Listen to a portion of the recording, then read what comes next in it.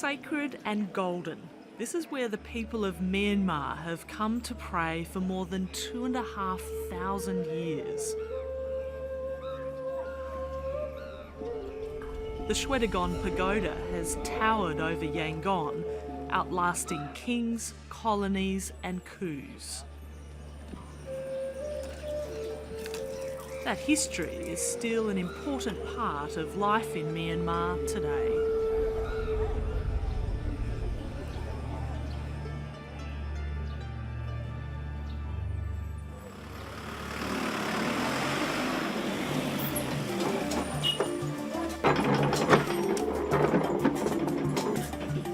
But change is rolling in. Myanmar is opening up to new ideas, industries and cultures after almost half a century locked away.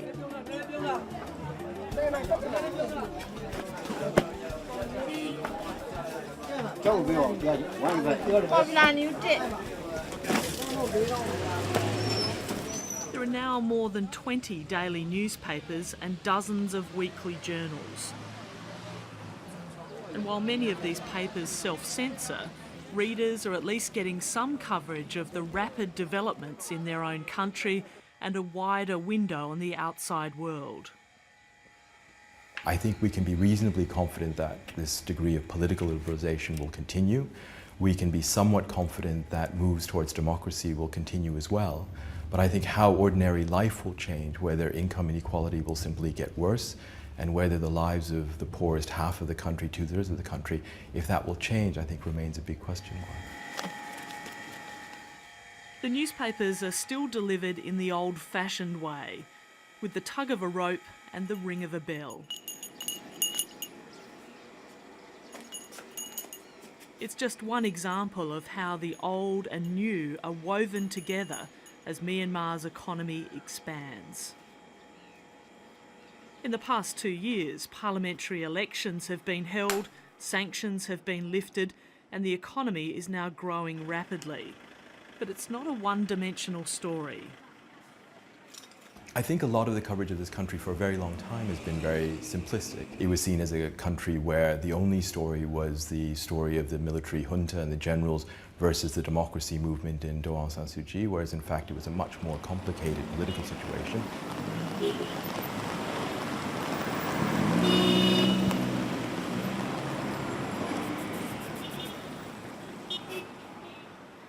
So this was one of the most modern buildings in the region at the time, wasn't it? It was one of the most modern buildings in Southeast Asia. It has the first underground car park in Southeast Asia.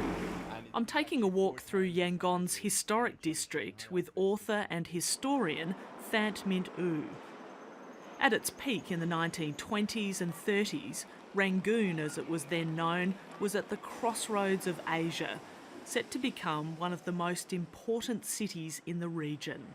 Like many of the old colonial era buildings in this area, this would have been where you went to book a passage to France or upriver to Mandalay. Thant Mint U has a deep interest in history. His grandfather was Secretary General of the United Nations in the 1960s.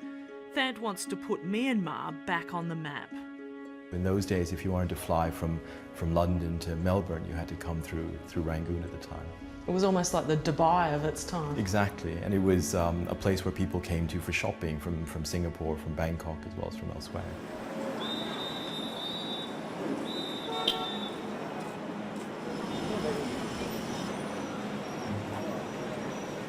Myanmar is now trying to catch up with its neighbours. There have been more foreign investment projects here in the past 3 years than in the previous quarter of a century. Half of all mobile internet users have come online in the past year. Office rents in some parts of Yangon are now more expensive than New York.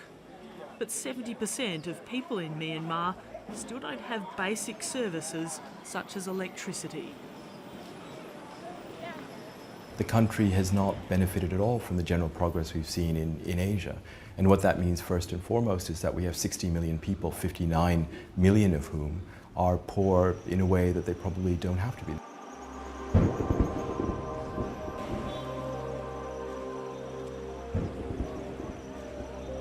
The World Bank rates Myanmar as one of the most difficult places on earth to do business. The poor are being denied their share of wealth because of crippling corruption. One of the huge tragedies of the past 50 years is that the independent judiciary and the first-rate judiciary we had 50 years ago is gone after 40, 50 years of military rule. And I think without that strong judiciary and that strong rule of law apparatus from the police through the judges and the Supreme Court, it's going to be very difficult to tackle.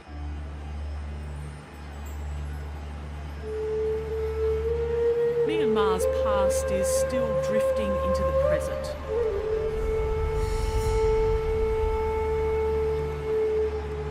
The currents run fast and strong on the Yangon River.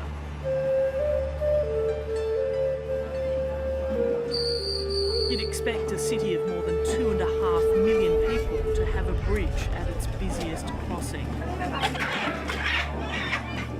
But decades of economic stagnation have delivered little infrastructure.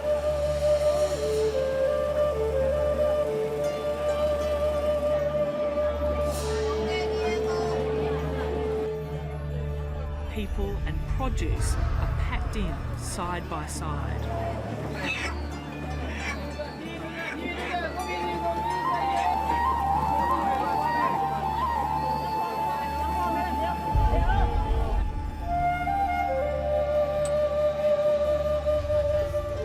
Despite the changes over the past 2 years, there are still really strong divisions socially and economically here in Myanmar, and this river is one of them. We're catching the ferry at the moment over to an area called Dalar, which is one of the poorest areas of Yangon.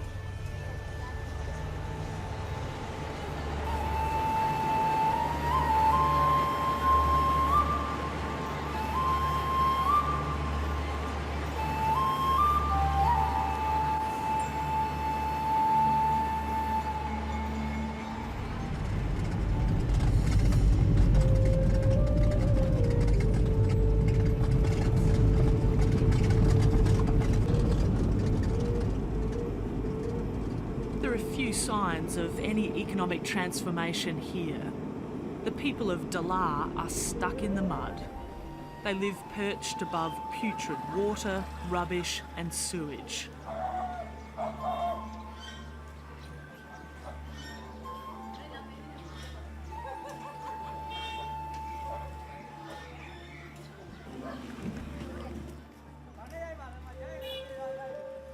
There's no reliable electricity and little sign of the government. This is how millions of people live in Myanmar.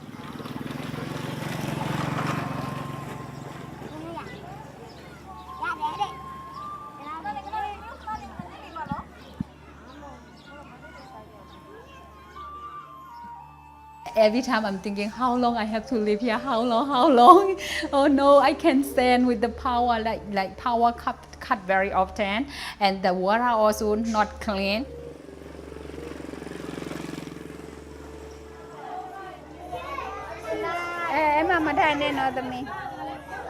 Kindergarten teacher Vung Dae Lun was shocked when she moved here 2 years ago. She could see that children on this side of the river didn't have the opportunities of those in downtown Yangon. Here the children, they have no money, so they cannot go a good tuition, they cannot go a good school. And for the teacher also, who how to say, they really need who have a heart for them. These children are the first to grow up in democracy in Myanmar for more than 50 years. But there's huge inequality. Less than 10% of poor children in Myanmar have the opportunity to attend preschool.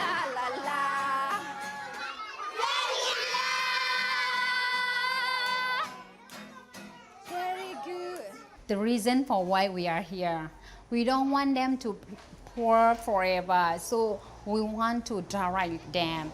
Let Chame put down your feet. Almost 1/4 of the children are underweight. More than 35% are stunted. These youngsters are 10 times more likely than Australian children to die before the age of 5. For Vung Dae Lun, it's a victory every time she sees one of her students go on to primary school and excel. Whenever I saw them on the stage, they are taking a pride. Oh, I am one proud teacher. Every time I'm saying I'm in the right place and I am in the needed place. Every time God remind me this word.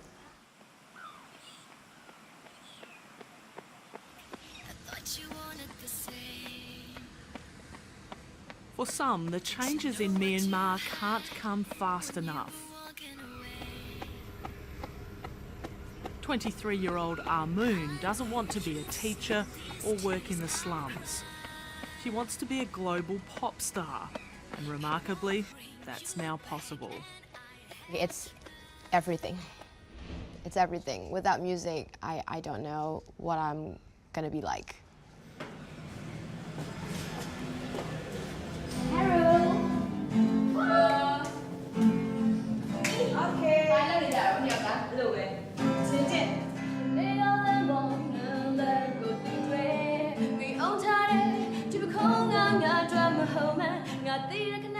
Moon is part of a girl group called Myanmar Girls. When they started out 4 years ago, they had to submit their song lyrics to the military censors. Now the band has an international recording contract.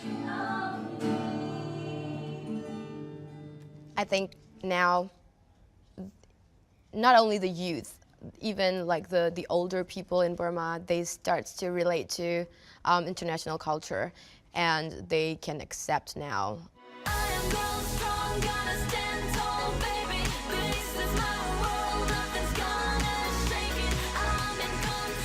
But this brand of girl power has stirred up a share of criticism.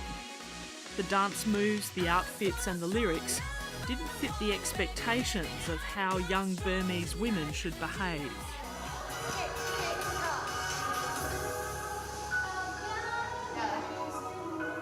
You have to look like white-skinned girl, cute, and we were just brown-skinned, strong, loud, crazy girls, and that was the big problem for them.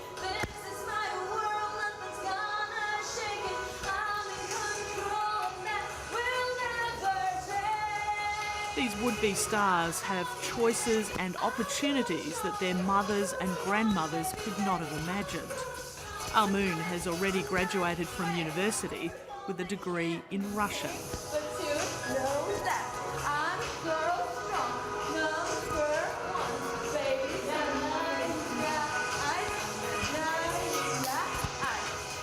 I think it's because of my family. My family is very, very different from other families in Myanmar.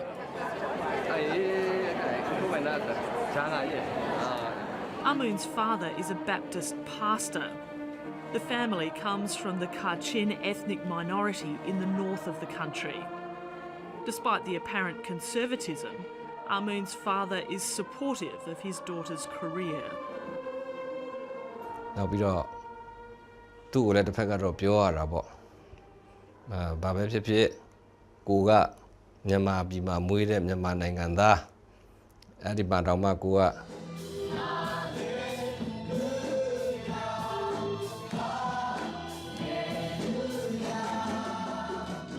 Moon knows that she's one of the fortunate few in Myanmar able to make the most of the country opening up. If she'd been born into a poor family, her dreams of musical stardom would have been impossible. I would be, then, I would be like those girls, for sure. At this age, I would be like, yeah, maybe a mother or struggling somewhere else, yes.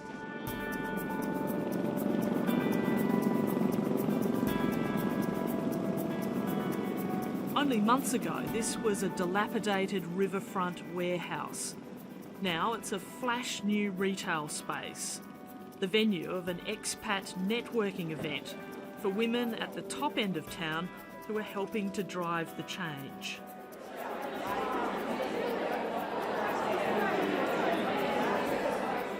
Vicky Bowman is one of them. She first arrived in the 1990s and went on to become British ambassador here. Yeah, I mean, I think the Myanmar businesses here are slightly frustrated by what they're seeing from the international community and the international business community, but I think probably they don't realise that businesses have choices to make. This is not the only country in the world where they can invest, and they're going to be looking at rule of law, they're going to be looking at the costs, they're going to be looking at the commercial equation, whether or not they can get their product out of the country. Now Vicky Bowman is working for an NGO campaigning against corruption. She says business has been slowed by poor government decision making. But it's more than anything been a consequence of lack of electricity, lack of infrastructure. So those are some of the key problems that potential manufacturers now are saying, that they would like to come in here, they would like to take advantage of Myanmar's cheaper labour, but they don't have the electricity, they can't run the diesel generator 12 months a year in their factories. It's too costly and it won't make them competitive. Vicky Bowman is part insider and part outsider. She's married to a former Burmese political prisoner who's now a high-profile artist. She knows more than most that change is slow and it's come at a high price. You get an awful lot of people coming in thinking this is the next frontier. It's a country which has probably up to 60 million people, so it's very significant. I think companies who've come in over the last 2 years, most of them have realised they probably need to take things quite slowly because it's not straightforward.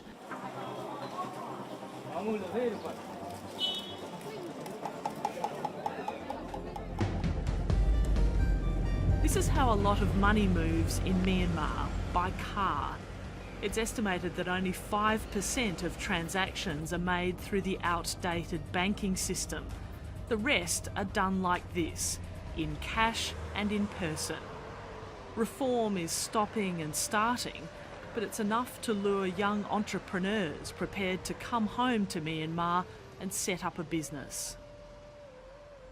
Oh, the risk was very high. I don't think I slept very well in the first 6 months or the months leading up to it. And I knew that if I shared this with my family, I don't think they would agree. So actually, I called my parents 1 week before I came back. So literally 1 week.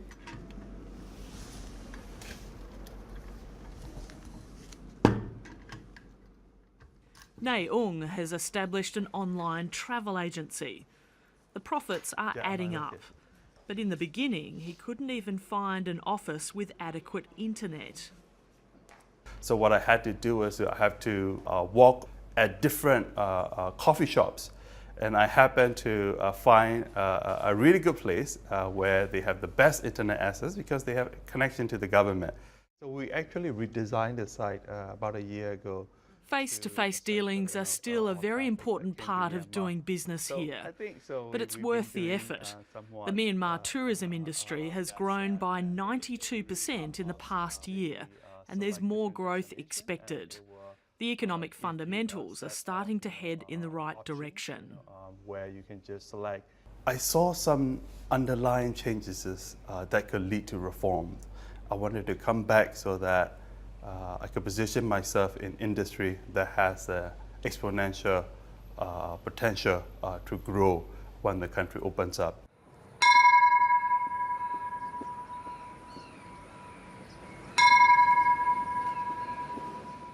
Myanmar is moving forward in its own way. Deeply held traditions continue, but against the backdrop of a country which is modernising and changing. I think people in this country have had a huge amount of patience over the years, and we have, had the occasional bursts of outrage, of demonstrations in 1974, in 1988, 96, in 2007. But there is also an underlying fear, and although in Rangoon now people are so much more confident, so much more prepared to speak their mind, out in the districts, the old habits die hard. While there's a veneer of order and conformity, there are divisions too. In several parts of the country, Myanmar is at war with itself. Human rights abuses continue, and the government has been in brutal conflict with ethnic groups such as the Rohingyas, the Karen and the Kachin. So I think it's really important, though, not to forget that this is a country which still has ethnic conflicts in which people are being killed every week, both the army, the ethnic rebels, but also civilians. And in particular, in the north, those conflicts are very live. But even elsewhere in the country, they're still quite tentative peace deals which have not really been cemented into a proper political framework. Over the past 18 months, the government and the leaders of all of the ethnic armed groups have reached initial ceasefire agreements or equivalent agreements. We're now in the middle of intensive discussions every week, every month on a national ceasefire agreement, which would be the first signed in 70 years, if it is signed.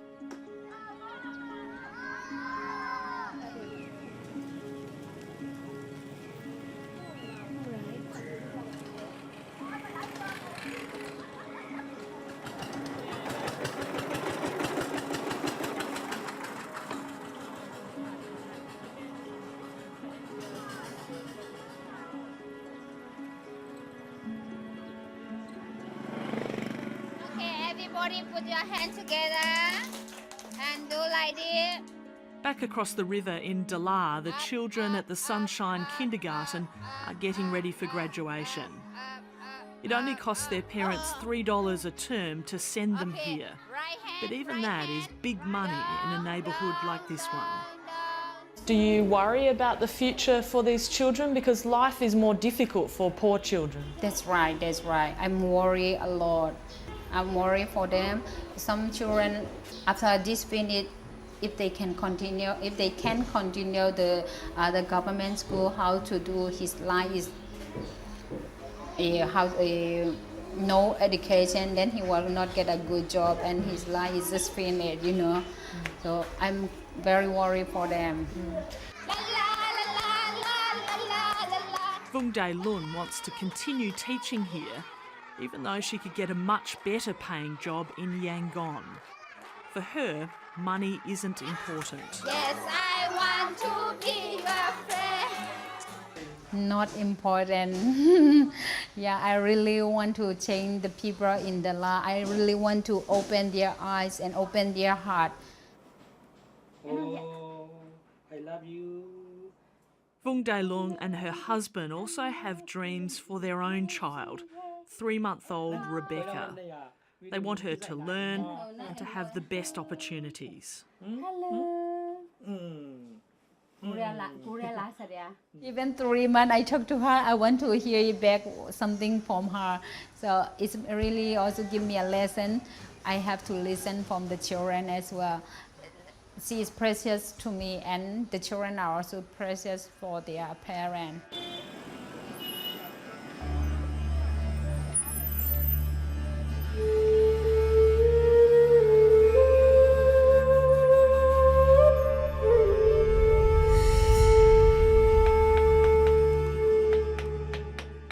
Myanmar is an experiment in motion. It's unclear whether the economic, social and political reforms will reach those most in need. What I hope is that the economy will grow, we'll continue to see a more open political environment, but that we'll be able to learn lessons from the experiences of other countries and catch up in a way that actually benefits the majority of people here. I guess that's good, I guess that's good. But material things are not my heart, it's not my heart. For now, there's hope for those who see Myanmar finally taking its place in the international community. Keep an open mind, put your heart right here at home. I want it to I want to see that the country is moving forward every day, and I think the future is going to be better and brighter.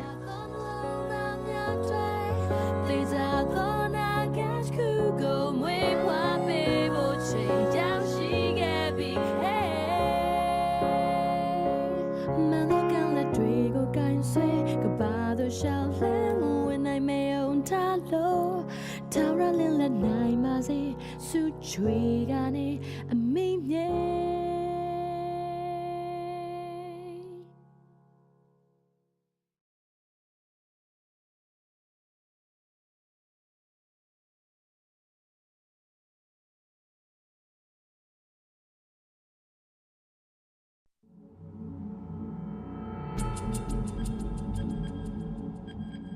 Thank you.